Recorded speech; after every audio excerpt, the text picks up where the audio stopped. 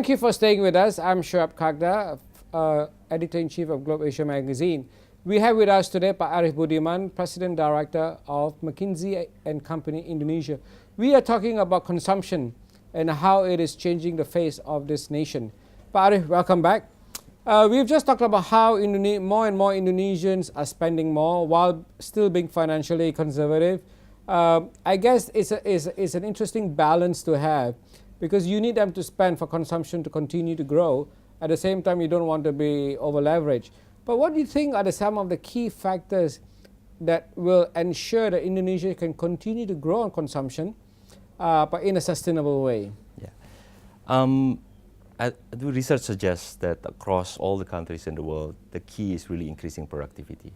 I know it's a kind of like a high-level word, but what it means, I think, is already well discussed.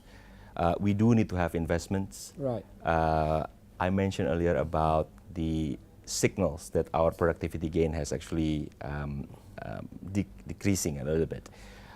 So we need to spend on infrastructure, on roads, on gas pipeline, what have you, because this is required. I think number one, just to create economic activities during construction. But of course, once it is constructed, it can create more and more economic activities.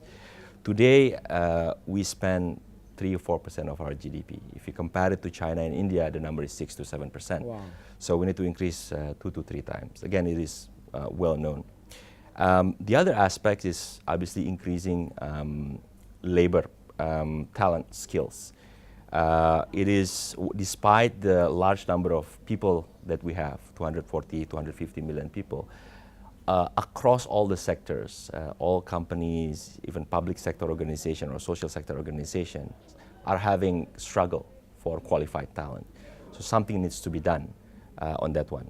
And of course, lastly is around sectoral reform. In every single sector, there is an opportunity to actually further improve productivity using the use of technology, for example, allowing a little bit more loose competition. Obviously, we need to balance between fair competition, profitable and growing and healthy competition, with the need to obviously provide competitive products to the consumer. Right. So this just focusing on productivity will be key going forward. There's a very important point that you made, Pak Arief, on productivity gains and how we need Indonesians to be working smarter, to be working more cost efficiently. But where does it start? Does it start in the education system, or does it start when a person enters the workforce? Yeah, on talent, obviously, it will need to start from the education level. Obviously, talent is not built overnight. So we need to obviously upgrade their skills and a little bit of the mindset of being productive ever since as early as possible, actually. But this obviously building talent is something that is a bit mid to long term. So there is still a lot of things that we can do even today, reallocating some of the spending more towards infrastructure development.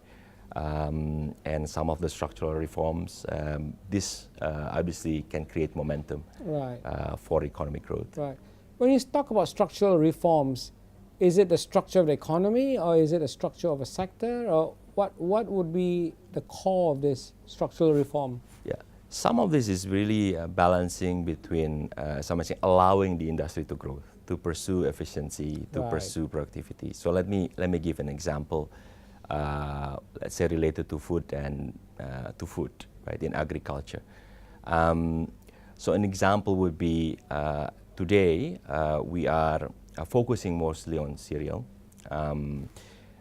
whereas, for example, the demand for vegetables and fruits in the cities of Java are very, very high. Right? So if you see in supermarkets, more than half of the products are roughly imported, whereas we can actually grow that in Java. So what's structural reform? Obviously, raising awareness of this, ensuring that the supported supply chain, because, for example, some of these horticulture products are perishable products. So you do need to have cold supply chain to make sure that those products, that is, once they are produced, they are remain to be in good shape until they are in the market.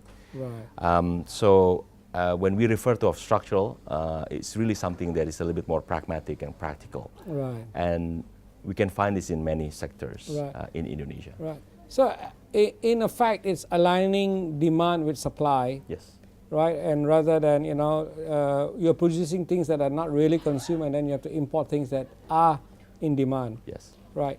And that brings us to, of course, many other sectors. So agriculture is very important, but so is the financial services sector. So you would say that this applies across the economic spectrum. Yes, almost all. If you compare just the aggregate productivity of Indonesia, so it's still roughly half than, for example, Malaysia. This happens almost across the sector. Right. You can see it as a challenge, but we tend to see it as an opportunity. Right. And then again, I think the biggest market, at least in Southeast Asia, is in Indonesia. Right. It's 40% Of of ASEAN. yeah. So actually, it's not a matter of having more people, right? I mean, sometimes people think that because Indonesia is a larger population, you can afford to employ more workers, so productivity goes down. But we'll come back to that point. Stay with us. In the next segment, we will talk about a longer-term trends that will affect Indonesia's economic growth.